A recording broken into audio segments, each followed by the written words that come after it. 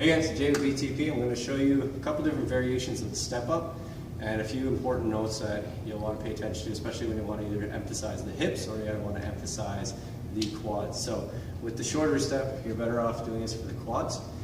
The main important factor with this, hips, knees, ankles are always going to be in a straight line. So when you're coming up, I don't want that knee to cave in and I don't want that hip to come up.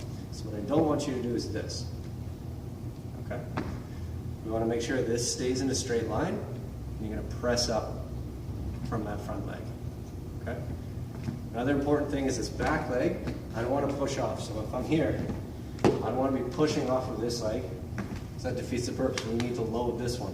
So forward, come up, come down. Again, this toe stays up off the ground.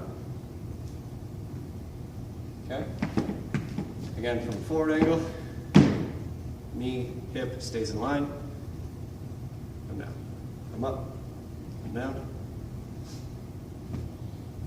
And we want to drive through this leg. This heel stays planted the whole time. If it can't, so let's say you start coming down and your heel comes up, take a smaller step or have something in the back here to step on. The last thing, you'll notice that in this version, my knee went past my toes. It's perfectly fine if your knee is healthy. If you have any sort of knee issues, let's say patellofemoral disorder or any sort of chondral issue with patella, don't go that far, right? You're gonna feel once you start getting about halfway, that increased pressure is gonna kick up right away, so just avoid that. So keep that knee back, but you can still do the same exercise, or again, go from a lower step. So that's from a quad dominant perspective. Now from a hip, you're going to use a higher step, so there's more hip flexion. Hip flexion just means this. So from here, you're gonna lean forward a little bit, squeeze the glute to come up. Okay? So if I do this from the side,